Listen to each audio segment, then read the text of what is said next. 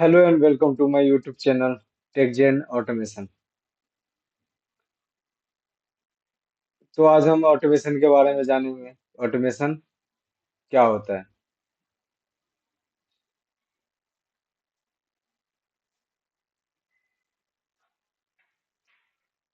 Any process which handled automatically with less amount of human effort।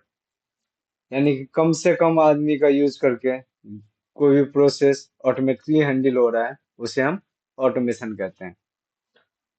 तो जानते हैं कैसे ऑटोमेशन वर्क करता है। तो कोई भी ऑटोमेशन के लिए हमें इनपुट चाहिए, कंट्रोलर चाहिए और आउटपुट चाहिए। कंट्रोलर में रिले हो सकता है, पीएलसी हो सकता है,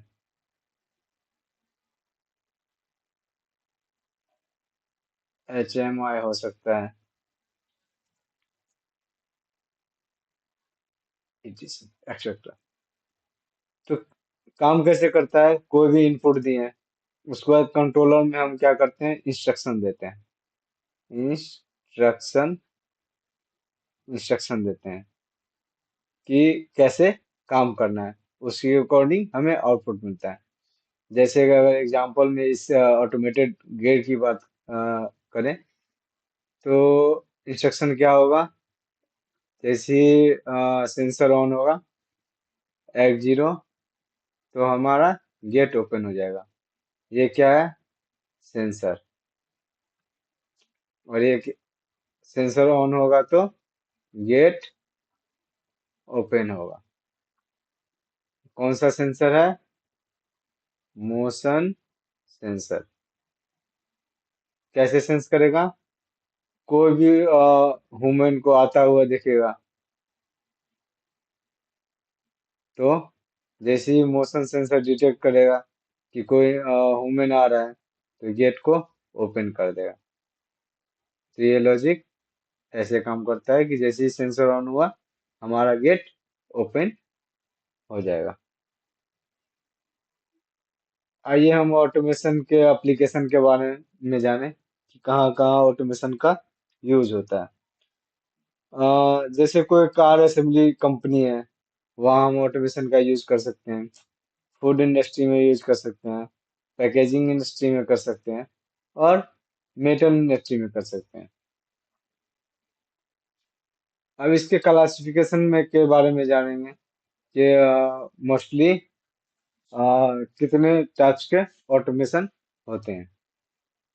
होम ऑटोमेशन। होम ऑटोमेशन में जनरली हमारा फैन, लाइट को कंट्रोल किया जाता है। बिल्डिंग ऑटोमेशन में जनरली डोर को कंट्रोल करते हैं, स्टेयर्स को कंट्रोल करते हैं।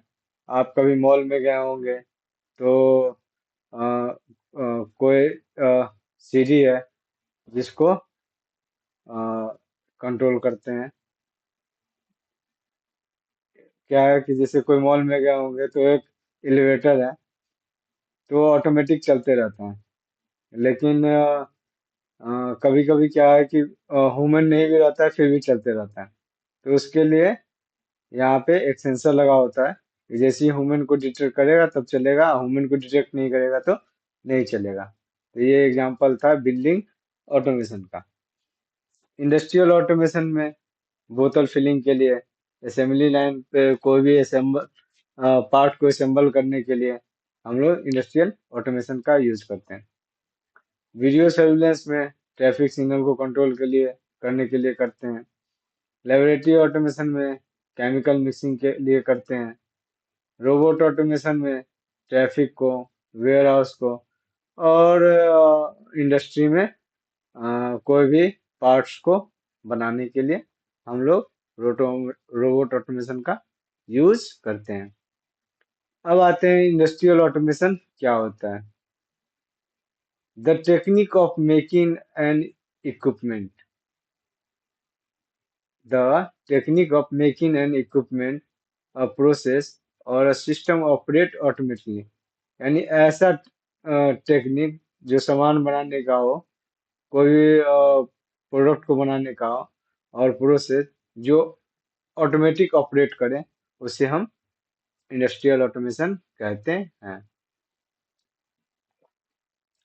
अब इंडस्ट्रियल ऑटोमेशन के क्लासिफिकेशन के बारे में जानते हैं कि इंडस्ट्रियल ऑटोमेशन का क्लासिफिकेशन क्या होता है। ये तीन टाइप्स का होता है: फिक्स ऑटोमेशन, प्रोग्रामेबल ऑटोमेशन और फ्लेक्सिबल ऑटोमेशन। फिक्स ऑटोमेशन में क्या होता है कि जैसे कोई एक पार्ट बनाना है, जैसे मेरे पास एक पेन है, वो मुझे पता है कि ये 10 साल तक मार्केट में रहने वाला है, तो उसके लिए एक स्पेशल मशीन बनाते हैं जो कि वो पेन ही बनाएगा। यानी एक्स नाम का पेन है, तो एक्स नाम का ही पेन बनाएगा।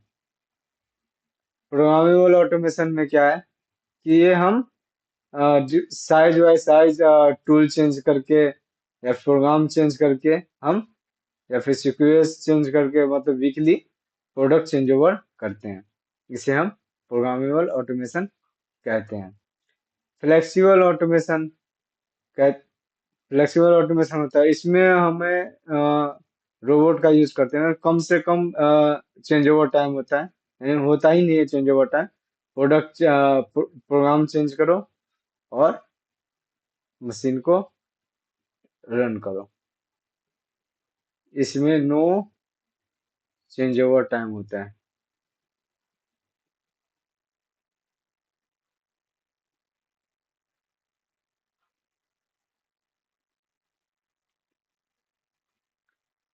हम इंडस्ट्रियल ऑटोमेशन में कौन कौन सा टूल यूज करते हैं, तो पीएलसी करते हैं, पीएसी करते हैं, डीसीएस करते हैं, स्काडा, वीएफडी, एचएमआई। पहले कौन सा यूज होता था? RLC, relay logic.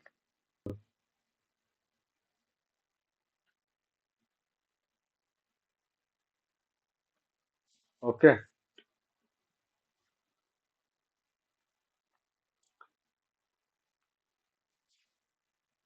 तो आज के लिए इतना ही। ऐसी पीएलसी से रिलेटेड आप चाहते हो सीरीज में वीडियो मिले, तो हमारे यूट्यूब चैनल टेक चेन को सब्सक्राइब करें। Thank you.